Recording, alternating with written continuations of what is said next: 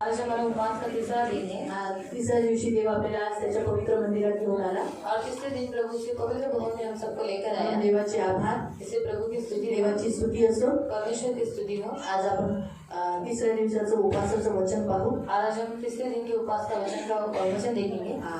Shock झाला ना, ह्यो उपवासाचं वचन, उपवास का वचन, उपवासाचं वचन त्याच्याच बरोबर कुटुंबाचं वचन, और उपवास का वचन उसके साथ साथ कुटुंब का भी वचन। भिवू नका, मी तुम्हाला भूतकाळात आदनच्या वाटिकेत नाही घेऊन जाणार। डरो मत, मैं आपको एदन की वाटिका में नहीं लेकर जाऊंगा। मला जेव्हा बघावं तेव्हा दीदी हेच सांगते, आदनच्या वाटिकेत आदमाचा जन्म झाला, नंतर बाईचा जन्म झाला, आणि नंतर घाबरू नका, मी त्याच्यातलं काही काढणार नाही। तुम्हाला यूट्यूबवर तुम्ही ते बघू शकता जे पहिले एवढे मीटिंग झाले।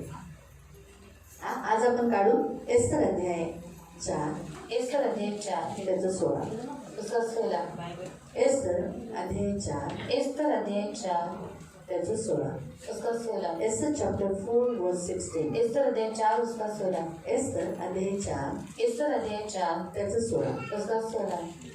तू जाकर शूशन के सब यहूदियों को इकट्ठा कर, तुम सब मिलकर मेरे निमित्त उपवास करो।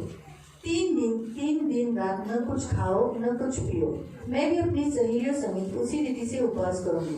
ऐसी दशा में मैं नियम के विरुद्ध राजा के पास भीतर जाऊंगी, और यदि नष्ट हो गई तो हो गई। जा आणि शूशन शहरातील सर्व यहुदी लोकांना एकत्र गोळा करून तुम्ही सर्वजण माझ्यासाठी उपवास करा। 3 दिवस आणि 3 रात्री अन्न घेऊ नका किंवा पाणी पिऊ नका। मी आणि माझ्या दासी देखील तसाच उपवास करू। राजाला भेटण्याची सक्त मनाई असली तरी मी त्याला भेटण्यासाठी राजमंदिरात जाईन। मग राजाज्ञेचे उल्लंघन केल्याबद्दल मला मरण आले तरी हरकत नाही। आपण डोळे बंद करू, प्रार्थना करू। हम आंखों को बंद करेंगे, हम प्रार्थना करेंगे। तानाऱ्या गोड पवित्र सेनाधीश पिता प्रभू येशू ख्रिस्ताच्या नावाने तुझ्या चरणासमोर येते।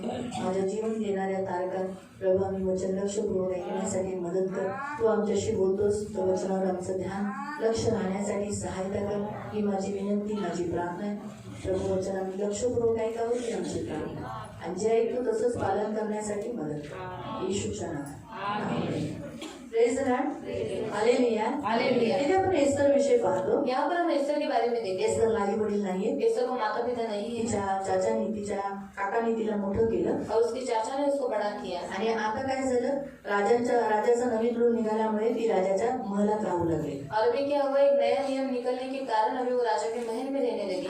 तर तिचं पहिलं नाव हदस्सा होतं, और उसका पहला नाम हदस्सा था, म्हणजे सुगंधित फूल, मतलब सुगंधित फूल। आणि नंतर तिचं नाव एस्तर करण्यात आलं। बाद में उसका नाम एस्तर किया गया। एस्तर नावाचा अर्थ आहे परमेश्वर धुळीतून वरती नेतो, और एस्तर नाम का अर्थ है परमेश्वर धूल से ऊपर लेकर जाता है। एक उंच तारा, और एक ऊंचा तारा, एक उंच तारा, और एक ऊंचा तारा, असा हा एस्तर नावाचा अर्थ आहे। और इसी एस्तर नाम का अर्थ है। आणि ती आता राजमहालात राहू लागली, अभी वो राजमहल में रहने लगी। पण तिच्या काका यहुदी लोकांची अशी परंपरा आहे, और यहूदी लोगों की ऐसी परंपरा है, इस्रायली लोकांना प्रार्थना करणं आणि आराधना करणं, भक्ती करणं आणि उपवास करणं हा एक गरजेचा आहे। और इस्राएली लोगों को आराधना करना, भक्ति करना, उपासना करना, ये सब उनको जरूरी है, खूप गरजेचे आहे उपवास करणं। बहुत जरूरी है उपवास करना। आता हे लोक बॅबिलॉन देशात राहत होते। और अभी बेबीलोन देश में रह रहे थे। जेव्हा आपण पुस्तक वाचतो एस्तरचं, और जब हम एस्तर का पुस्तक पढ़ते हैं, तर त्या काळात ते लोक बॅबिलॉन देशात बंदी म्हणून नेण्यात आलेले और उस होते। काल में वो लोग बेबीलोन देश में बंदी बनाकर लेकर गए। आता जेव्हा जोपर्यंत आपण आपल्या देशात असतो तेव्हा सगळं काही करतो, और जब तक हमारे देश में हम रहते तब तक हम सब कुछ करते हैं। परंतु जेव्हा आपण बाहेर जातो और जब हम बाहर जाते तेव्हा हैं आपण सगळं काही विसरतो। तब हम सब कुछ भूल जाते हैं। आणि डॅनियल एक चांगला योद्धाबद्दल तुम्ही ऐकलं असेल की तो जरी बॅबिलॉनात आला तरी पण त्याने कोणत्याही गोष्टीत तडजोड केली नाही। और डैनियल के बारे में आप पढ़ सकते हैं, क्योंकि डैनियल जो बेबीलोन देश में आया तो भी उसने परमेश्वर की जो काम थे उसके बाद उसमें उसने कोई भी तडजोड नहीं किया, समझौता नाही किया, समझौता नहीं किया। त्याने राजाच्या जेवणाला नकार दिला, और उसने राजा के जो भोजन था उसको इनकार किया। ज्या गोष्टी खाऊ नये ह्या गोष्टीला त्याने वर्ज केलं, और जो बातें खाना नहीं चाहिए उन बातों को उसने त्याग दिया। आणि जिथं तो राहत होता तिथेही त्याने देवाला आठवण केलं। और जहाँ पर वो रहता था वहाँ पर भी उसने परमेश्वर को याद पण किया। आता काय झालं माहितीये, अभी क्या हुआ मालूम है, ह्या यहुदी लोकांचं जे बॅबिलॉन देशात ते लोक आले आहेत और इन यहूदी लोग जो बेबीलोन देश में भी आए हैं, त्या काळात ते उपवास करणं प्रार्थना करणं विसरून गेले. और उस काल में वो लोग उपवास करना प्रार्थना करना भूल गए. शायद सगळे नसेल, कारण इस्रायली त्या टायमाला होता. और इस्रा भी उस काल में था. यहुदी लोकांना इस्रायली लोकांना तो उत्साहित करायचा. और यहूदी लोगों को इस्राएली लोगों को वो उत्साहित मी करता पण था. तुम्हाला बघा आज उत्साहित करते. और मैं भी देखो आज आपको उत्साहित गेल्या करती किती हूँ. वर्षापासून मी तुम्हाला उत्साहित करते. तो ये कितने सालों से मैं आपको उत्साहित करती हूँ. तुम्ही करता आप करते हैं उपवास उपवास प्रार्थना? प्रार्थना? सगळे नाही करत ना. सब लोग नहीं करते ना. बरोबर ना. तर तसंच त्या देशातही गेल्यानंतर एजरा याचक आहे, तो पण सांगत असताना शायद बरेच जण करत नसते. और इस्रा याजक था, जब वो लोगों को बताना था तब तक शायद कुछ लोग नहीं करते होंगे. आणि म्हणून हामान हा दृष्ट उभा राहिला. इसलिए हामान ये दृश्य खड़ा हुआ. जेव्हा इस्रायली लोकांचं यहुदी लोकांचं प्रार्थनेचं आणि उपवासाचं जीवन कमी झालं, तेव्हा हामान हा शैतानाला दर्शवतो. तो उभा राहिला. त्याला काय झालं, त्याला एक संधी मिळाली त्या इस्रायली आणि यहुदी लोकांच्या विरोधात काम करण्याची. और यहूदी और इस्राएली लोगों का जब उपवास और प्रार्थना का जीवन कम हो गया तो हामान ये जो शैतान को दर्शाता है वो उठ खड़ा हुआ उनके विरुद्ध में योजना बनाने की. त्याने सर्व इस्रायल यहुदी लोकांचा नाश करण्याची योजना बनवली. और उसने सारे यहूदी लोगों को नष्ट करने की योजना जेव्हा बनाई. की सर्व यहुदींनी त्याला कधीच काही बिघडलं नव्हतं. और सारे यहूदियों ने उसका कुछ बिगाड़ा नहीं था. फक्त काय झालेलं, त्याचं आणि मर्दखाईचंच प्रॉब्लेम होता. सिर्फ क्या हुआ, उसका और मर्दकै का प्रॉब्लेम था. मर्दखाई देवाच्या समोर फक्त झुकायचं, बाकी कुणाच्याही पुढे झुकायचं नाही. और मर्दकै सिर्फ परमेश्वर के सामने झुकता था और किसी के सामने नहीं झुकता पण था. हामान ह्या गोष्टीला त्याला ती गोष्ट खटकत होती. और हामान को ये बात अच्छी नहीं लगी. तुम्ही पण तुमच्या मालकाच्या समोर झुकताना, और आप भी आपके मालिक के सामने झुकते हैं ना. बरोबर आहे. पण त्या काळात तो सेनापती होता, और उस काल का वो सेनापति मोठ्या था. पदावर होता. वो बड़े स्थान पर था. पण हा कधीच त्याच्या पुढे असा दंडवत करत नव्हता. पर ये कभी भी उसके सामने ऐसा दंडवत नहीं करता था. ते बघून तर त्याला चीड यायची. और वो देखकर उसे गुस्सा आता था. तो सरळ असाच उभा राहायचा. और वो सीधा ही खड़ा रहता था. जर हामान त्याच्या समोरून गेला, अगर हमारा उसके सामने से गया, सगळे झुकलेले. सब लोग झुके हुए. कसे, कैसे? काही जण गुडघ्यावर यायचे, कुछ लोग घुटनों के मान ऊपर खाली आते थे टाकून झोपायचे, और गर्दन नीचे डालकर सोते थे. किंवा काही जण असे असायचे. और कुछ लोग ऐसे होते थे. एवढे सगळ्यांमध्ये हा दिसून यायचा ना, और इतने सारे लोगों में ये दिक्कत आता है था. ना. जेव्हा सोने एक मूर्ती राजाने स्थापित केली, जब राजा ने एक मूर्ति स्थापित की दिंडोरी पिटवली की सगळ्यांनी काय करायचं, त्या मूर्तीच्या पुढे दंडवत करायचा. और ढिंडोरा पिटवाया कि सब लोगों ने क्या करना है, उसके सामने दंडवत करना है. सगळे झुकले. सब लोग झुके. शद्रक मेशक ओबेदनेगो हे तिघे असेच उभे राहिले. और शद्रक मेशक ओबेदनेगो ये सब ऐसे ही खड़े ते रहे. दिसून आले, और ये वो दिखाई दिए कारण ते झुकले नाही. क्योंकि वो झुके नहीं. कारण त्यांना देवाचं वचन माहित होतं, तू मूर्ती पूजा करू नको. क्योंकि उनको परमेश्वर का वचन मालूम था कि तुम मूर्ति पूजा न करना. त्याच रीतीने मर्दखाईला पण माहित होतं, तू कुणाला दंडवत करू नको. उसी रीति से मर्दकै को भी मालूम था कि किसी को दंडवत न तुझा करना. देव सर्व सामर्थ्य देव आहे, तेरा परमेश्वर सर्व सामर्थ्य परमेश्वर त्याच्याशिवाय है. कुणा दुसऱ्याला तू नमन करू नको. और उसके अलावा तू किसी और को दंडवत मत करना. म्हणून ही दुश्मनी हामानची वाढली. और ये दुश्मनी हामान की बढ़ गई. पण त्याने हामानने फक्त मर्दखाईलाच मारायला पाहिजे होता ना. तो हामान ने सिर्फ मर्दकै को ही मारना चाहिए था ना. परंतु काय केलं माहितीये, पर क्या किया मालूम त्याने है? अशी प्लॅनिंग केली की ह्या मर्दखाईलाच कशाला, मी अशा रीतीने सूड उगवतो की त्याचे जे सगळे यहुदी आहेत ते सगळ्यांना एक दिवशीच एक संगतीच मारून टाकायचं. और उसने ऐसी योजना बनाई कि मैं मर्दकै को ही सिर्फ क्यों मारूं, मैं जितने सारे यहूदी है सबको मार डालूंगा. हा.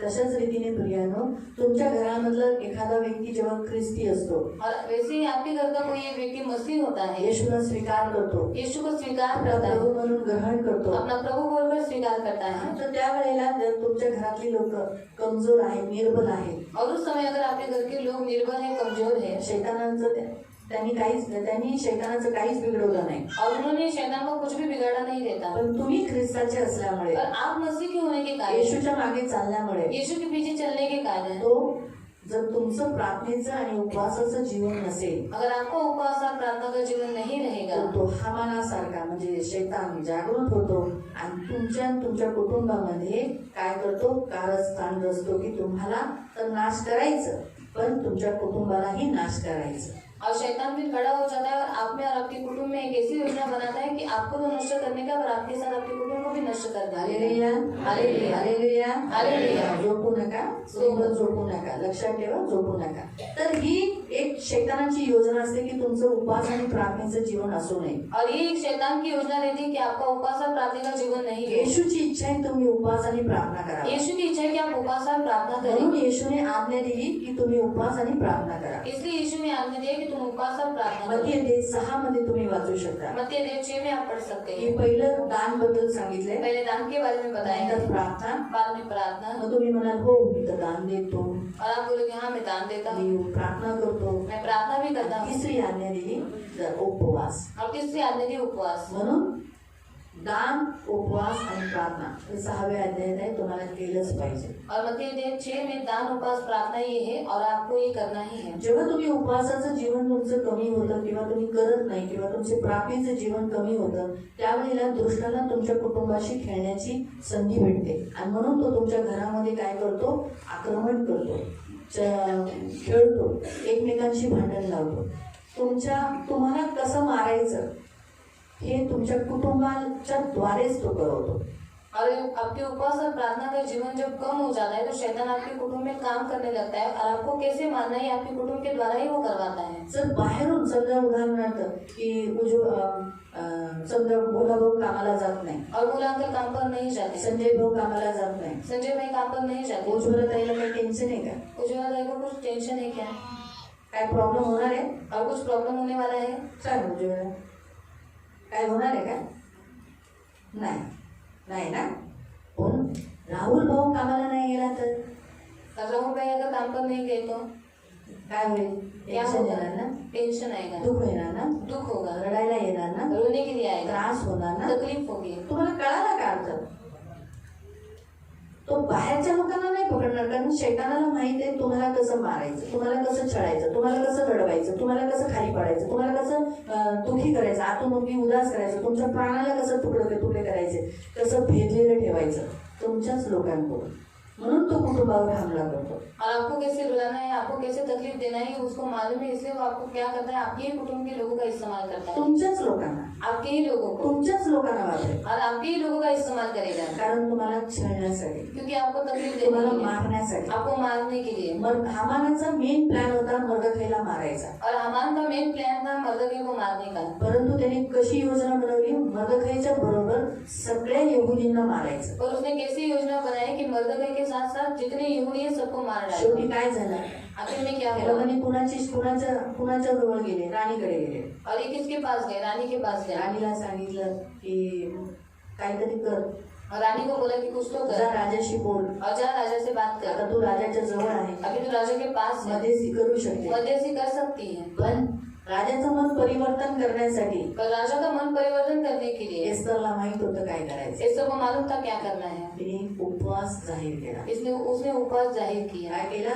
तिने स्वतः एकटीने नाही केला, उसने सिर्फ अकेले ही उपवास नहीं कारण किया, आपल्या कुटुंबाला यहुदी कधीच म्हणत नव्हते तू वेगळा तू वेगळा. यहुदी एक फॅमिली आहे. और यहूदी कभी नहीं बोलते कि तू अलग है और तू अलग है, वो एक फैमिली है, उनमें एकता है। ते कधी असं म्हणत नाही की नाही नाही यहुदी तू नाही, मी तू तर अलग आहे मी अलग आहे. नाही, यहुदी स्वतःला एक गोत्र म्हणून, एक जाती म्हणून, आपले देवाचे म्हणून असं पकडून ठेवायचं. त्यांच्यात एक जुळव आहे, म्हणून ती फॅमिली आहे, कुटुंब आहे ते. और यहूदी हमेशा क्या करते थे, हम एक फैमिली ऐसा बोलकर वो जीते थे। म्हणून तर एस्तरला कळवळ आला ना, इसलिए एस्तर को दया है, कारण ती पण यहुदी आहे. क्योंकि वो भी यहूदी है। मर्दखाईला माहित होतं हामानाची योजना माझ्यासाठी, पण माझ्यामुळे त्यांचा का नाश. और मर्दकी को मालूम था कि जो हमारे जो योजना बनाई वो मेरे लिए है, पर मेरे कारण उन लोगों को मी तकलीफ तर मरेल पण हे लोक पण जाणार ना. और मैं तो जाऊंगा पर मैं तो मरूंगा पर वो लोग भी जाएंगे। म्हणून त्याने राणीकडे मदत मागितली. इसलिए उसने रानी के पास मदद मांगी राणीने देवाचा आसरा घेतला. और रानी ने परमेश्वर का आश्रय लिया। म्हणून तुमच्या कुटुंबासाठी प्रियांनो लक्षात ठेवा, तुम्हाला देवाचा आसरा घेण्याचा हा एक उपाय, साधन देवाने दाखवलं, तो आहे उपवास. और आपके कुटुंब के लिए परमेश्वर का आसरा लेने के लिए परमेश्वर ने आपको एक जरिया दिया, वो है उपवास। उपवास माणसांना जवळ करतो, एकत्रित करतो. उपवास मनुष्य को इकट्ठा करता है। बायबल जर तुम्ही वाचलं सपन्यामध्ये, योएलमध्ये, ह्या सगळ्या जुन्या करारामध्ये आणि नवीन करारामध्ये पण जेव्हा जेव्हा उपवासाचं जाहीर करण्यात आलं की लोक एकत्रित व्हायचे. और जूने करार में और नए करार में आप पढ़ सकते हैं कि जब जब उपवास जाहिर किया जाता था सब लोग इकट्ठा होते थे, म्हणून एकत्रित होणं. इसलिए इकट्ठा आणि होना. तुम्ही जर कुटुंब म्हणत बघा की त्याच्यात काय लिहिलंय, आता तेच वचन 16. जा आणि शुशन शहरातील जा, तो ती तिच्या काकांना म्हणते जा तुझ्या शुशन शहरामध्ये काय कर, सर्व यहुदी लोकांना एकत्र गोळा कर. सर्व यहुदी लोकांना तू काय कर, एकत्र कर. काय कर, एकत्र करायला सांगितलं सर्व यहुदींना. और सारे यहूदियों को इकट्ठा करने के लिए बोला है. का, क्यों, काय करायचंय त्यांना, क्या करना है उनको. पुढे सांगितलं तुम्ही सर्वजण माझ्यासाठी उपवास करा. तिने सांगितलं माझ्यासाठी उपवास करा कारण मी राजाकडे जाणार. और मेरे लिए उपवास करो क्योंकि मैं राजा के पास जाने वाली हूँ. तिने असं नाही म्हटलं उसने ऐसा नहीं बोला. तुमच्यावर मोठं संकट आलंय, आपके ऊपर बहुत बड़ा संकट आया तुम्हाला है या तारखेला, अडारच्या या तारखेला तुम्हाला मारण्यात येणार और आहे, अडार की इस तारीख को आपको मारने वाले हैं, स्वतःसाठी उपवास करा. खुद के लिए उपवास करो. तिने काय केलं, उसने क्या किया, कारण ती त्यांच्याच कुटुंबाची आहे. क्योंकि वो उनकी कुटुंब की है, म्हणून तिने सांगितलं की तुम्ही माझ्यासाठी उपवास करा. इसलिए उसने कहा कि तुम मेरे लिए उपवास करो. आणि और 3 दिवस आणि 3 रात्री अन्न घेऊ नका. किती दिवसाचा उपवास, आज कितवा दिवस आहे उपवासाचा, तिसरा आहे ना. देवाची किती मोठी दया की तिसऱ्या दिवशी, आज उपवासाच्या दिवशी फॅमिली मीटिंग आली. और प्रभु की कितनी बड़ी दया हुई कि आज फैमिली मीटिंग उपवास प्रार्थना में आए. फॅमिली मीटिंग बरोबर बघा ना. दुसरं आम्ही यांच्या अंतकरणात बरोबर टाकलं की नाही, आपण ते आम्ही गेल्या मागच्याच आठवड्यात उपवास ठेवणार होतो, पण या आठवड्यात आमच्या दोघांच्या अंतकरणात आलं की नाही या आठवड्यात उपवास करायचा. और इस हफ्ते में हमारे दोनों के मन में आया कि इसी हफ्ते में उपवास 26 जानेवारी लक्षातच पण नव्हता. और 26 जनवरी तो याद भी नहीं थी. उपवास जाहीर झाल्यानंतर आठवलं अरे 26 तारीख आपली तो फॅमिली मीटिंग असते. और उपवास जाहिर करने के बाद याद आया कि 24 तारीख को तो फैमिली मीटिंग है. फॅमिली मीटिंग मध्ये ठेवण्यात आली. और फैमिली मीटिंग में आज उपवास पण आहे, फॅमिली मीटिंग पण आहे. और आज उपवास भी है, फैमिली मीटिंग भी है. तर हे पण आता यहुदी लोक उपवास करतात आहे. और यहूदी लोग उपवास कर रहे ही हैं, पण एक फॅमिली आहे. वो भी एक फैमिली है. फॅमिली होऊन एकत्रित होऊन ते लोक एस्टरसाठी उपवास करतात. और फैमिली मिलकर एकत्रित होकर वो लोग उपवास कर रहे हैं एस्टर के लिए. आज तुम्ही पण फॅमिली मिळून इथे पवित्र परमेश्वरच्या मंदिरात तिसऱ्या दिवशीचे यानी तिसरा 3 दिवस उपवास आहे. आज तिसरा दिवस आहे.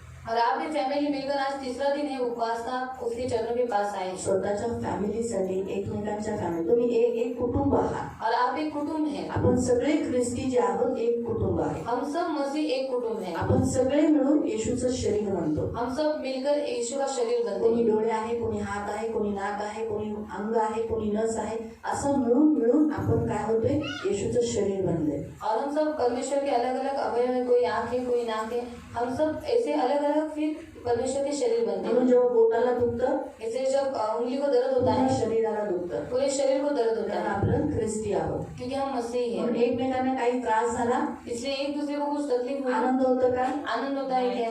बरं झालं, आशीर्वादाचं काम सुरू झालं. और अच्छा वो आशीष भाई का काम छोड़ दिया. आई जायचे असंच पाहिजे होतं. असं बोलतो ऐसा बोलते हैं. नाही. आपल्याला त्रास होतो, अरे प्रभू लवकर काम दे, कसे करून काम दे. और हमें तकलीफ होती है, हम उनके लिए प्रार्थना करते प्रभु कैसे भी करके जल्दी काम काम कर. नाही भेटलं तर घर कसं चालेल. काम नहीं मिला तो घर कैसे चलेगा. पुरुषाचा पगार आलाच पाहिजे और घरात. पुरुष का पगार घर में आना ही पुरुष चाहिए. पुरुष आहे, पुरुष पुरुष त्याने है, काम केलंच पाहिजे. उसने काम करना ही प्रभू चाहिए. कसंही करून तू त्याला काम दे. प्रभु कैसे भी करके तो उसे काम दे. आता 2-2 पोरांना सोडून ती काही कामाला जाईल का. अभी 2-2 बच्चों को छोड़कर वो के काम पर जाएंगे क्या? प्रभू काम दे ना. का कळवळा येतो, क्यों दया आती. कारण आपल्याला तिथं दुखलंय.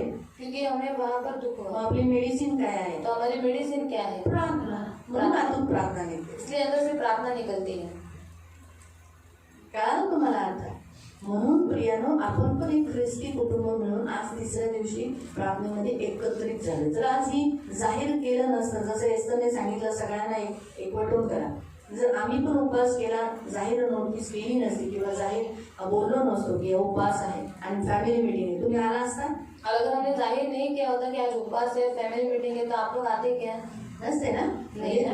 हे देवाची योजना होती और ये परमेश्वर की योजना है उपवास करावा. कि वो उपवास करे. उपवासात काय होतं, शैतानाची सगळी बंधनं तुटतात. उपवास में शैतान के सारे बंधन टूट जाते हैं उपवासामुळे वाईट इच्छा नष्ट होतात. और उपवास में बुरी इच्छाएं नष्ट हो जाती है आत्म्याच्या शरीराच्या विरोधात जे काही शरीर जे मागतं ते पूर्ण होत नाही. और शरीर जो कुछ मांगता है वो हम पूरा नहीं करते हैं. उपवासामध्ये आपण आत्मिक रीतीने वाढतो. और उपवास में हम आत्मिक रीति से बढ़ते हैं उपवासामध्ये आध्यात्मिक शक्ती आपल्याला येते. और उपवास में आत्मिक शक्ति हमें आती है. विश्वास वाढतो. विश्वास बढ़ता है. प्रेम येतं. प्यार आता है. उपवासामध्ये आपण आपल्या शरीराला कंट्रोल करतो. और उपवास में हम हमारे शरीर को कंट्रोल करते आणि हैं उपवासामध्ये सुटका मिळते. और उपवास में छुटकारा मिलता 3 है. दिवसाच्या उपवासामध्ये इस्रायल लोकांना, यहुदी लोकांना सुटकारा मिळाला. और इन 3 दिन के उपवास से यहूदी लोगों को, इस्राएली लोगों को छुटकारा त्यांनी मिला. 3 दिवसाचा उपवास केला उन्होंने 3 दिन का उपवास किया आणि ती राजाच्या समोर गेली. राजाने मारलं तिला. और वो राजा के सामने गए तो राजा ने उसको मारा क्या? सगळे यहुदी वाचले गेले. सारे यहूदी लोग बचाए गए. हामान मारला गेला ना. हामान मारा गया ना. हामानने कुणासाठी फाशीचा फंदा बनवलेला? हामान ने किसके लिए फांसी का फंदा बनाया था? मर्दखैसाठी. मर्दकई के लिए. त्याच फाशीच्या फंद्यावर कोण चढलं? उसी फांसी के फंदे पर कौन चढ़ गया? वही चढ़ देवाच्या गया. वचनानंतर जो दुसऱ्यासाठी खड्डा खोदतो तो स्वतः पडला जाईल. पण तो पडण्यासाठी आपल्याला काय केलं पाहिजे? उपवास आणि प्रार्थना. और जो दूसरे के लिए खड्डा करता है वो उसमें आप ही गिर जाता है. तो उसमें गिरने के लिए हमें क्या करना है? उपवास और प्रार्थना. प्रियानो, उपवास माणसाला एकत्र करतो और उपवास मनुष्य को एकत्रित करता आणि है एकत्र येणं फार गरजेचं आहे. और इकट्ठा होना बहुत जरूरी है. म्हणून देवाने तुम्हा सर्वांना एकत्र येण्यासाठी रविवारची सभा बोलवली. इसलिए प्रभु ने आप सबको एकत्रित करने के लिए रविवार की सभा भरी. जर रविवारची प्रार्थना ठेवली नसती तर तुम्ही आला असता का? और रविवार के अगर प्रार्थना नहीं रखते तो आप लोग आते क्या? आला असता? आते नसता. नहीं आते. पण म्हणून तुम्ही एकत्र यावं. और आप लोग सब लोग एकत्रित आणि आए. एकत्र येण्याने होतं काय? तो इकट्ठा आने से होता क्या है? हा? प्रभु को अच्छा लगता है. बंधन टूटता है. हा? एक मन एक चित्त होतं. तुमच्यातला जो दुरावापण आहे ना, एक दुसऱ्यांचा प्रति जो कडवाहट आहे, कडूपणा आहे, राग आहे, रुसवा आहे, हे सगळं इथं निघून जाते. और आपके अंदर जो कुछ एक दूसरे के प्रति गुस्सा है, जलन है, वो सब निकल जाता है. 2 भाऊ समजा एक दुसरीकडे आणि एक दुसरीकडे, और 2 भाई एक अलग, एक दूसरी और एक दूसरी और, ते भेटतच नाही. और वो मिलते ही नहीं. तर काय होईल? तो क्या होगा? त्यांच्यामध्ये दुरावा राहील. और उनमें पहिला पॉइंट. वो लोग अलग ही रहेंगे. पहला पॉइंट. दुसरं, त्यांच्यात प्रेम नाही राहणार. सगळं तू बोलणार का? त्यांच्यात प्रेम नसणार. और उनमें प्यार नहीं काही रहेगा फिलिंग नसणार. और कुछ फीलिंग्स नहीं रहेंगे. तिसरं, ते विसरतील आपल्या भावाला. तीसरा, वो अपने भाई को भूल जाएंगे. आठवण नाही की काय आहे, त्यांचं कसं चाललंय, सगळं बरं आहे का, काय त्यांच्या घरात काही समस्या विमस्या आहे का, ते बरं राहतात का, त्यांना काय घरात काय काय झालंय हे ज्ञान नाही राहणार. म्हणून ते कसे राहतील? अगदी विभक्त, म्हणजे त्यांच्यासाठी काहीच फिलिंग राहणार. आपल्यात तशा फिलिंग राहू नये म्हणून ख्रिस्ताने आपल्याला एकवटवण्यासाठी, आपल्याला एकत्र होण्यासाठी बोलवलं. और हमारे अंदर ऐसी फीलिंग्स नहीं रही, इसलिए यीशु मसीह ने क्या किया? हमें इकट्ठा किया और उसके चरणों के आज पास. आपण हर रविवारी इथे एकत्रित होतो. और आज हम हर रविवार को यहाँ पर इकट्ठा होते हैं. म्हणून आपण एकमेकांना ओळखतो. इसलिए हम एक दूसरे को पहचानते हैं. ओळखतो पहचानते हैं? ओळखतो ना एकमेकांना. पहचानते नहीं. मला तरी वाटतं शायद 1-2 जणांना ओळखत नसेल, पण चेहऱ्याने ओळखतो. नावाने जरी ओळखत नसेल, और भले हम नाम से नहीं पहचानते पर चेहरे से पहचानते हैं. समजा मी जर कुणाचं उदाहरण नावात घेत असेल तर मग त्या व्यक्तीची पब्लिसिटी होऊन जाते. मग त्याला ओळखायला लागतात. अच्छा, हा एक अशी गोष्ट. जर समजा मी नाव घेतलंच नाही, और अगर मैंने नाम लिया ही नहीं तो कोण ओळखेल का तुम्हाला? तो कोई पहचानेगा क्या? आप जर कोण त्याच्या बाजूला कोण म्हणतो, अच्छा कोण आहे तुम्ही, अच्छा तुमचं नाव अच्छा आहे, तोच व्यक्ती ओळखेल. पण चर्चमध्ये जेव्हा मी तुमची नावं घेते, और चर्च में जब मैं आपके नाम लेती हूँ, अख्खं चर्च तुम्हाला ओळखायला लागतं ना. पूरा चर्च आपको पहचानने लगता है. है ना? म्हणून तर काही लोक म्हणतात ना, माझं नाव घ्या, मला पकडा. और काय लोग बोलतात? बोलते कि हमको पकड़ो. क्यों बोलते? तुम्ही चर्च ओळखायला लागता ना. क्योंकि पूरा चर्च पहचानने लगता तुम्ही है. एकमेकांना प्रेम करायला लागता, और आप एक दूसरे को प्यार करने लगते हैं. संगती करता, संगति करते हैं. एकमेकांचे दुःख तुम्ही ओळखून घेता, तुम्ही शेअर करता. तुम्ही बाजूला जेव्हा बसता, दादा एक ना मेरा काम छूट गया, अच्छा काम छूट गया, मैं जरूर प्रार्थना करूँगा, मेरी नजर में कोई काम होगा तो मैं जरूर तुझ्याकडे आऊंगा. आणि जर सांगतो की आज मला माझं काम सुटलंय, मग तुम्ही लोक काय म्हणतात की मी ठीक आहे तुझ्यासाठी प्रार्थना करेन, जर माझ्या नजरेत कोणतं काम असेल तर तुला पण सांगेन. बोलतो ना असंच.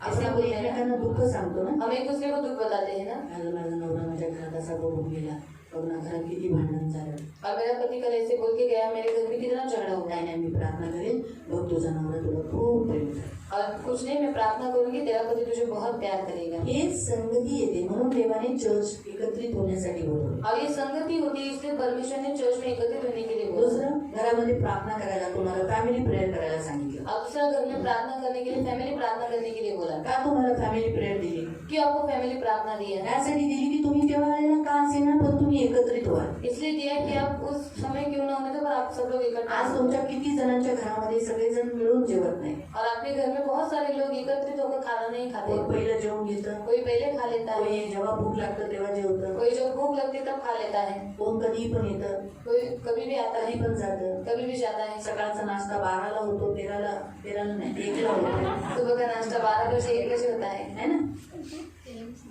बरोबर आहे ना? काहींचं 4 वाजता होतो. कुछ लोगों का 4 बजे होता है। हे वेगळे वेगळे प्रत्येकाच्या घरात आहे. और हर एक के घर में अलग अलग है। बाई वेगळी जेवते, और स्त्री अलग खाना खाती है, पुरुष कधीच जेवतो ते आला कधी बाईला माहीत पण नसतं. और पुरुष कब आता है वो दूसरे को मालूम भी नहीं रहता। बऱ्याच अशा घरामध्ये वेगळं पण होतं. और बहुत ऐसा घर में अलग कौन होता है। पण तुम्ही प्रार्थना जर फॅमिली करायला बसला तर तुम्ही एक संगती बसता, म्हणजे त्यावेळेला काय होतं, देव तुम्हाला जोडतो.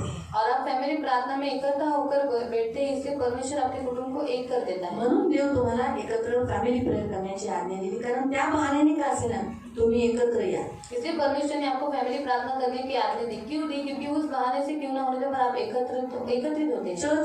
चर्च तुमच्या सकाळी येणाऱ्यांना वेगळं जेवण आणि दुपारी येणाऱ्यांना वेगळं जेवण असं वेळ जेवण देते का? और चर्च आपको सुबह आने वाले लोगों को अलग खाना, दोपहर में आने वाले लोगों को अलग खाना ऐसा देती है क्या? दुपारी एकच वेळेला देते ना? और दोपहर में एक ही टाइम पर देती एकाच है। वेळेला तुम्ही सगळे जेवता ना? एक ही टाइम पर आप सब लोग खाते हैं ना। का जेवता? क्यों खाते हैं? कारण त्या टायमाला तुम्ही एकत्रित होता, क्योंकि उस टाइम पर आप लोग एकत्रित म्हणून होते हैं, एकत्र जेवायचं. इसलिए एकत्रित खाना म्हणून खाते हैं। एकत्र चर्चला येणं, इसलिए एकत्रित चर्च में आना, फॅमिली एकत्र करणं, और फैमिली इकट्ठा एकत्र करना, जेवणं, इकट्ठा आणि खाना काय खाना। होतं, आपल्यामध्ये प्रेम राहतं. और इससे क्या होता है, हमारे अंदर प्यार रहता है। कुटुंब जोडतो देव, और परमेश्वर कुटुंब को जोड़ परमेश्वर देता है। कुटुंबामध्ये प्रेम देतो, और परमेश्वर कुटुंब में प्यार देता है, अजून जास्त जवळ आणतो. और ज्यादा नजदीक लेकर आता है। जास्तीत जास्त उपवास पण बघा, जेव्हा आपण उपवास करतो तेव्हा आपण एकत्रित होतो. और जब हम उपवास करते हैं तब हम एकत्रित होते हैं। उपवासात काय होतं, आपण एकत्र होतो, म्हणून आपल्यामध्ये बंधनं तुटतात, एकमेकांसाठी कळवळा येतो, प्रेम येतं.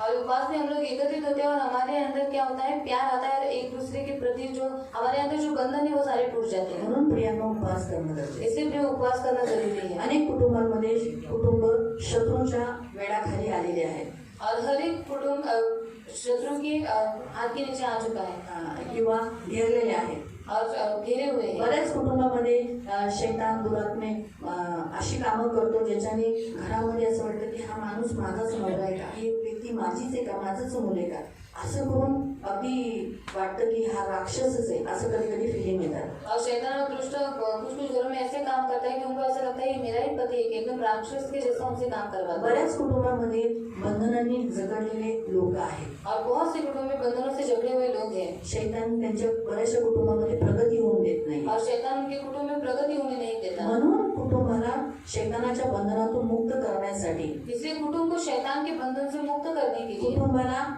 कुटुंबाच्या सुटका मिळण्यासाठी, और कुटुंब को छुटकारा मिलने के लिए, प्रेम मिळण्यासाठी, प्यार मिलने, देवाचा आशीर्वाद मिळण्यासाठी, परमेश्वर की आशीष मिलने के लिए देवाच्या सानिध्यात एकत्र होणं गरजेचं आहे. परमेश्वर के सानिध्य में एकत्रित होना जरूरी है। म्हणून एकत्र येण्याचे मार्ग कोणते आहेत? एकत्रित होने का जरिया कौन सा है? चर्चमध्ये एकत्रित येणं, चर्च में एकत्रित आना, प्रार्थनेला फॅमिली प्रेयरला बसणं, और फैमिली प्रार्थना में बैठना, एकत्र जेवणं, इकट्ठा खाना खाना, उपवासाला चर्चला येणं, उपवास में चर्च में आना, एक साधन आहे. म्हणून तुमच्या कुटुंबामध्ये सुद्धा उपवास झाला पाहिजे. इसलिए आपके कुटुंब में भी उपवास होना चाहिए। तुम्ही तुमच्या कुटुंबामध्ये, घरामध्ये, मी म्हणत नाही की चर्चलाच या, पण तुम्ही तुमच्या कुटुंबामध्ये घरात सुद्धा उपवास केला पाहिजे. और आप अपने कुटुंब में, घर में भी क्या करना चाहिए, उपवास करना चाहिए। जर तुमच्या घरामध्ये तुम्ही नवरा बायको, तुमची मुलं किंवा तुमच्या आई आजोबा, जे घरात जेवढे सदस्य आहेत, मिळून जेव्हा तुम्ही उपवास करताना देव तुम्हाला मार्गदर्शन करतो. और आपके माता पिता और जितने आपके घर में सदस्य हैं, वो लोग जब आप लोग मिलकर उपवास करते हैं तो परमेश्वर आपको मार्गदर्शन करता देव है, तुम्हाला चालवतो. परमेश्वर आपको चलाता है। जर तुम्ही कुटुंबामध्ये उपवास नाही केला तर नक्की जसं आज या यहुदी लोकांच्या जीवनामध्ये काय झालं, हामानाने किती मोठं षडयंत्र रचलं, तसंच तुमच्या प्रत्येकाच्या कुटुंबामध्ये दुष्ट षडयंत्र रचतो आणि त्रासदायक घर एकदम कुटुंब एकदम विखरून टाकतो. और अगर आपने अपने कुटुंब में उपवास और प्रार्थना नहीं किया तो दुष्ट आपके जीवन में क्या करता है, काम करता है. आज आपण एक असं कुटुंब बघणार आहे की त्या पुरुषाच्या गलत म्हणजे मार्गदर्शन त्याला जे देवाकडून घ्यायला पाहिजे होतं ते घेतलं नाही, उपवास प्रार्थना केली नाही, म्हणून ते कुटुंब तुटलं. और आज हम ऐसे कुटुंब के बारे में देखने वाले हैं. उस पुरुष ने प्रार्थना नहीं किया, उपवास नहीं किया और परमेश्वर से मार्गदर्शन बराबर नहीं दिया, इसलिए वो कुटुंब टूट गया. कुटुंबाचा प्रमुख आहे पुरुष. कुटुंब का प्रमुख है पुरुष. जेव्हा पुरुष चुकतो जो पुरुष गलती करता त्याचा है असर कुटुंबावर पडतो. उसका असर कुटुंब के ऊपर होता है. हे स्पष्टपणे या कुटुंबाच्या द्वारे देव आपल्याला शिकवतो. और स्पष्ट रीति से इस कुटुंब के द्वारा प्रभु हमको सिखाता है. हे जे दिलंय ना ये जो दिया है ना बायबल, हे का दिले माहिती आपल्याला? और ये क्यों दिया है मालूम है हमको? आपल्याला शिकवण्यासाठी, आपल्याला घडवण्यासाठी, बनवण्यासाठी आणि चेतावणीसाठी, हम सीखने के लिए, हम बनने के लिए और हमें चेतावनी के लिए. आणि खास करून जुना करार खास करके चुना करार आताच्या वेळेला आपल्यासाठी दिलाय, और अभी के काल में हमारे लिए दिया है. आपल्यासाठी दिलाय, हमारे लिए दिया है आपल्याला चेतावणी देण्यासाठी. और हमें चेतावनी देने के लिए. माहितीये, म्हणून पुरुष जेव्हा चुकीचं पाऊल उचलतो इसलिए पुरुष जब गलत कदम उठाता है तर त्याचं फळ त्याला कसं मिळतं आणि कुटुंब कसं नाश होतो त्याच्यात एक कुटुंबाबद्दल दाखवलं. और उसका फल उसे कैसे मिलता है, उसका कुटुंब कैसे नष्ट हो जाता है, उसके बारे में एक कुटुंब के बारे में बताया गया है. त्याने जे पाऊल उचललं त्याच्या कुटुंबासाठीच उचलले, और उसने जो कदम बढ़ाया वो अपने कुटुंब के लिए ही बढ़ाया, पण ते कुटुंब राहिलं नाही. पर वो कुटुंब रहा नहीं. मी बोलत असताना आठवलं का कोण?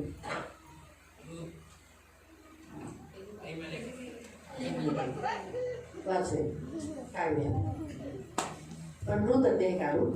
मृतदेह निकालेंगे.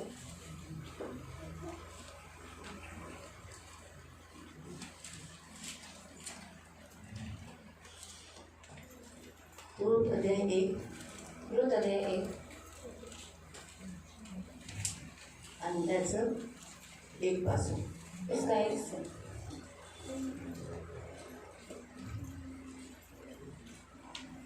रूथ चॅप्टर 1 वर्स 1 से. मृतदेह 1 उसका 1 से. हा अध्याय आपल्याला खास शिकवतो, आपल्याला समजवतं फॅमिलीबद्दल. और ये अध्याय में खास सिखाता है फैमिली के बारे में. चुकीचं डिसिजन घेतल्यामुळे, पुरुषाने चुकीचं डिसिजन घेतल्यामुळे बघा आज बिचाऱ्या बाईला किती त्रास झाला. और पुरुष ने गलत डिसीजन लेने के कारण उस स्त्री को कितनी तकलीफ हुई हम देखो. कुटुंब कसं नाश झालं. और कुटुंब का कैसे इथं नाश हुआ. देवाची कृपा की पुन्हा ते मोआबीचं कुटुंब देवाने काय केलं, और परमेश्वर की कृपा की परमेश्वर ने नुआमी का कुटुंब वापस फिर बसाया तिचा घराणा चालू राहिला. और उसका वंश चालू रहा. नाहीतर नहीं तो म्हणून खूप गरजेचे आजच्या फॅमिलीच्या ज्या याच्याबद्दल देव जे शिकवते, त्यामुळे प्रत्येक पुरुषाला, आता तुम्ही मला शेवटी घुमून फिरून दिली कोणावर येते, और घूम फिर कर दीदी किसके ऊपर आती है, शेवटी बाईच ना. और स्त्री ना. मग कोणाची बाजू घेणार? बायांचीच घेणार. तो किसकी बाजू लेगी, स्त्रियों की बाजू लेगी. असं काही नाही. माझ्या ठिकाणी जर माणूस उभा राहिला असता और मेरे स्थान पर अगर पुरुष खड़ा होता किंवा समजा उद्या पुढे जाऊन जोशवा एक पास्टर बनल्यानंतर तो इथं लीड करू लागला, और आगे जाके जोशुआ पास्टर होने के बाद वो यहाँ पर लीड करेगा, तर तुमच्या बरेच जण म्हणजे मायकांना बघ कसं चढवतोय, असंच म्हणणार. और ऐसा ही बोलेगा. पण जे सत्य आहे ते सत्य आहे. और जो सच है वो सच है.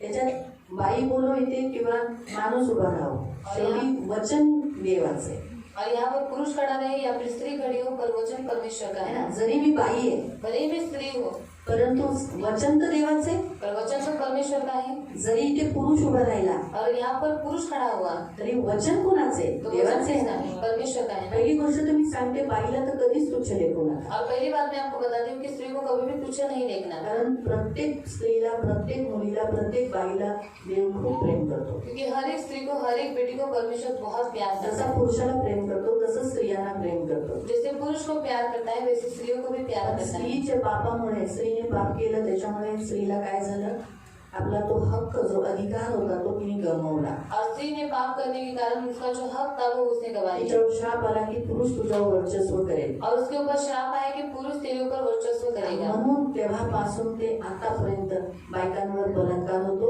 इसलिए तब से लेकर अब तक स्त्री के ऊपर बलात्कार होता है. आता पण होतोय ना.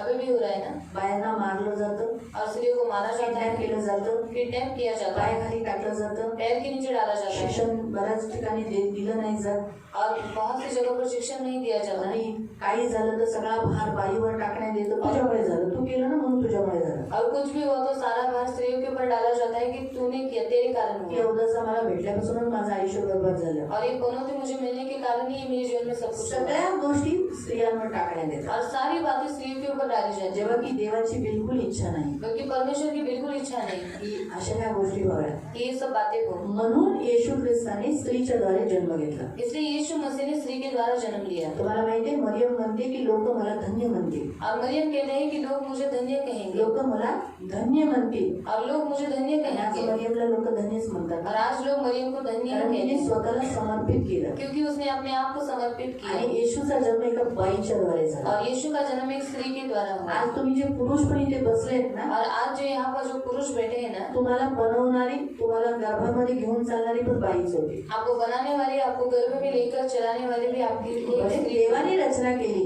वही परमेश्वर ने रचना की. शेवटी तुमचा वापर एका बाईच्या द्वारे झाला. और आपका इस्तेमाल एक स्त्री के द्वारा हुआ. तुम्हाला जन्म बाईने दिला, आपको जन्म स्त्री ने दिया, ज्याला तुम्ही आई म्हणता. जिसे आप माँ बोलते हैं. तुम्हाला दूध बाईने पाजलं, और आपको दूध स्त्री ने पिलाया, तिला तुम्ही आई म्हणता. जिसे आप माँ बोलते हैं. बरोबर आहे.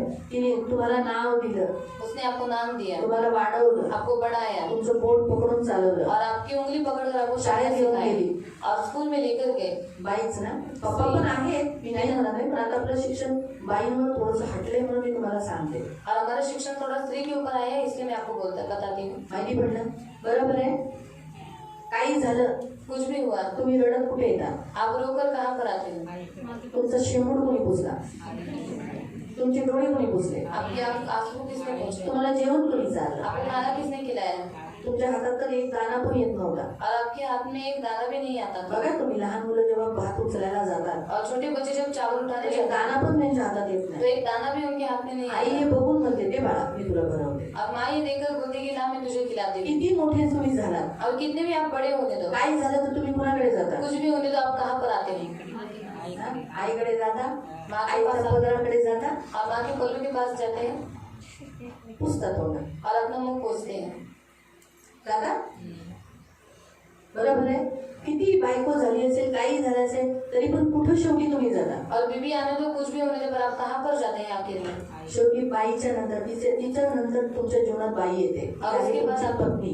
और उसके बाद आपके जीवन में और एक स्त्री आती है, वो है आपकी पत्नी. तुम्ही तिच्याशी शेअर करता, आप उसके साथ शेयर करते हैं, शारीरिक संबंध करता, शारीरिक संबंध करते तिथून हैं. तुमच्या सुखादुखात तुम्ही तिला सहभागी करता. उसके सुख दुख में आप उसको सहभागिता करवाते हैं. आज तुम्ही जे कपडे घातले ते तिनेच धुतले.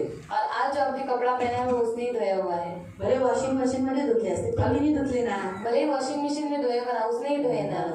कसले वॉशिंग मशीन मध्ये चढून बटन ऑन केलं, पण केलं ना. किया ना. जेवता तुम्ही तिथंच जेवता, और खाते हुए उनके ही हाथ भले तुम्ही आणून देता, भले आप लाकर ती देते हैं, बनवते ना. पर वो बनाती है. जर तुम्ही एखादा कामाला सर्वंट ठेवला और अगर आपने सर्वेंट रखा काम के लिए, तर तो पगार घेईल ना. पर वो तो पगार लेगा ना. जेवण बनवायचं किती घेतात? खाना बनाने का कितना लेते हैं? 3,000. 3,000. झाडू आणि भांड्याला किती घेतात? झाड़ू बर्तन के लिए कितना लेते हैं? 2,000. 5,000 तुमचे जातात महिन्याला. आणि 5,000 आपका महीने का जाता है. है ना? कपडे धुवायला किती घेतात? कपड़ा धोने के लिए कितना लेते हैं? 1,000. ठीक आहे. किती गेले? 6,000 गेले. 6,000 गए. ठीक आहे. 6,000 तुमचे जातात. और 6,000 आपका जाता है. इस्त्री करून देते तुमची बायको तुमच्या कपड्यांना. और आपकी पत्नी आपके कपड़े को इस्त्री करके देती है. इस्त्रीचे कपडे किती पैसे किती होतात? और इस्त्री का पैसा कितना होता है? महिन्याचे सांगा. पहिले तुम्ही म्हणाल 60 रुपये, 80 रुपये, असं नका. परत महिन्याचं सांगा. प्रेम भाई बताओ महीने का कितना हो जाएगा? 500. म्हणजे आतापर्यंत किती झालेले? 6,500 झाले ना.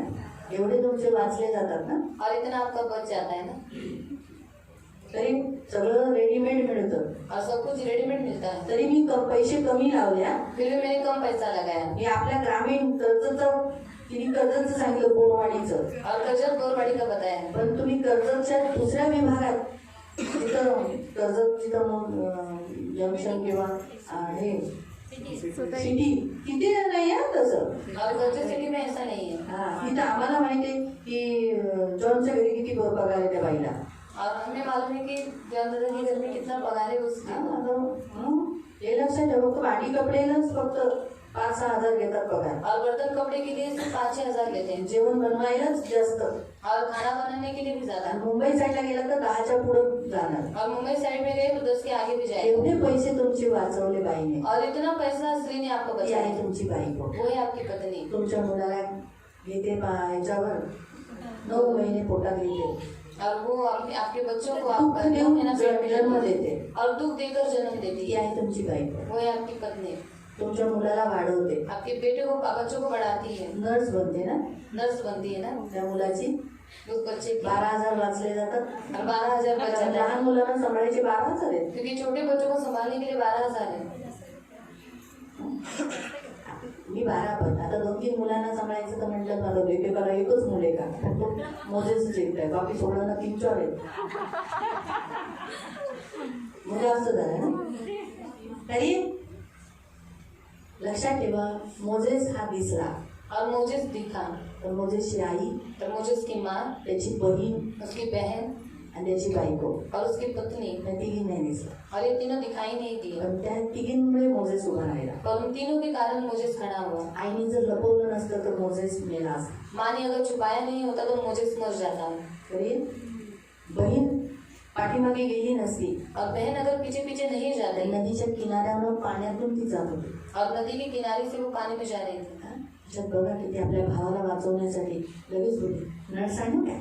और अपने भाई को बचाने के लिए तुरंत उसने उससे कहा कि मैं नर्स त्या बाळाला मोठं करण्यासाठी दाई आणू काय. और उस बच्चे को बड़ा करने के लिए दाई लेकर आओ. आणि त्या पाण्यातून त्याला वाचवणारी एक बाईच होती. उस पानी से उसको बचाने वाली एक स्त्री थी. ती आहे फारोची बहीण. और वो है फारूक की बहन. है ना? नाव दिलं मोसेस. नाम दिया मोजेस. मोसेस. मोजेस.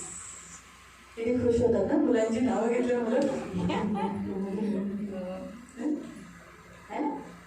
नंतर त्या बाईने मोठं केलं. बाद में उस स्त्री ने उसे बड़ा किया. आणि नंतर सिप्पोरा त्याच्या आयुष्यात आली. और बाद में सिप्पोरा उसके जीवन में. सिप्पोराने देवाच्या सेवेला त्याला सोडलं. और सिप्पोरा ने परमेश्वर की सेवा के लिए उसको छोड़ दिया. म्हणून मोजेस सेवा करू शकतो. इसलिए मोजेस सेवा कर पाया.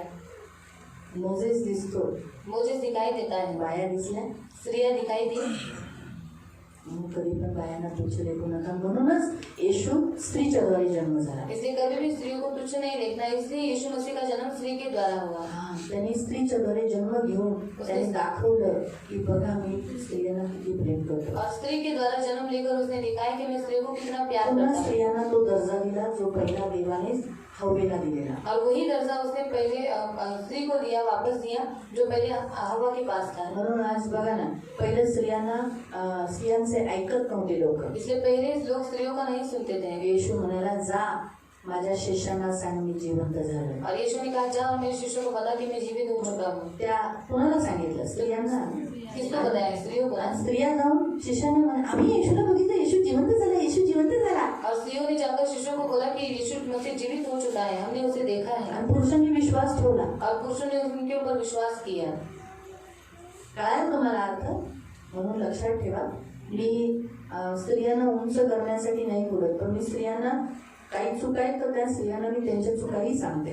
और स्त्रियों को ऊंचा करने के लिए मैं नहीं बोलती हूँ. अगर उनकी कुछ गलती रहेगी तो मैं उनको बताती हूँ. इथे खरंच एक गोष्ट आहे की देवाने आपल्याला रूथ या अध्यायाच्या द्वारे दाखवले की घराच्या पुरुषाने जेव्हा रॉंग डिसिजन घेतो तो आपलं कुटुंब आणि आपलं आयुष्य उद्ध्वस्त करतो.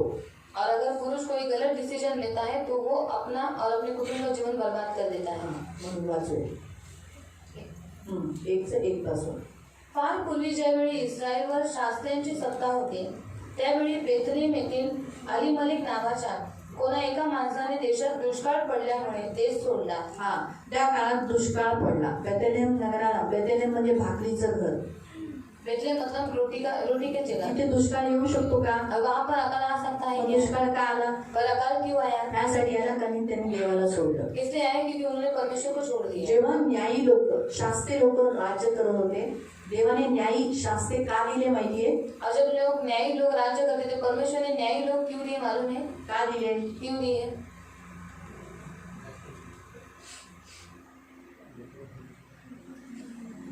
हा?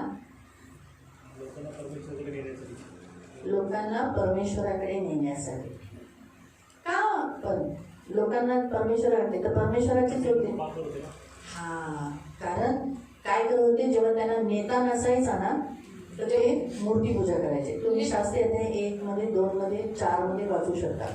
और जब उनको नेता नहीं होता था तब लोग मूर्ति पूजा करते थे। न्यायियों की पत्र 1, 2, 3 में आप पढ़ सकते हैं। त्याच्यामध्ये तुम्ही वाचू शकता. जेव्हा जेव्हा ते शास्त्री नसायचे, कोण लीड करणारा त्यांना नसायचा, तर ते काय करायचे? मूर्तीपूजा करायचे. और जब जब न्यायी लोग उनको लीड करने वाले लोग नहीं रहते थे, तब तक लोग वो मूर्ति पूजा आपल्या करते थे। मर्जीने जगायचे, अपनी मर्जी से जे पाहिजे ते करायचे. जो चाहिए वो करते थे। म्हणून देवाने पहिलं सांगितलं, जर तुम्ही मला त्यागलं तर मी तुम्हाला त्यागेल. और परमेश्वर ने पहले ही बताया, अगर तुमने मुझे त्याग छोड़ दिया तो मैं भी तुमको छोड़ मग दूंगा। दुसरे तुमचे शत्रू तुमच्यावर राज्य करतील. और आपके शत्रु आपके ऊपर राज्य करेंगे। म्हणून त्यांचे शत्रू त्यांच्यावर राज करू लागले. इसलिए उनके शत्रु उनके ऊपर राज्य करने आणि लगे। शत्रू छळायचे ना, इसलिए शत्रु चलते थे ना, त्यांना गरीब करून ठेवायचे, और उनको गरीब कर कर रखते मग ते थे, रडायचे. तो वो लोग रोते थे। म्हणून देव त्यांना शास्त्री द्यायचा, म्हणजे त्यांना एक न्याय करणारा, त्यांना चालवणारा असा देवाचा दास द्यायचा. इसलिए प्रभु उनके ऊपर एक न्याय रहता था जो उनको चलाए। म्हणून त्या काळातही दुष्काळ का आला? कारण त्या काळात लोक देवाला विसरलेले, प्रार्थना करत नव्हते,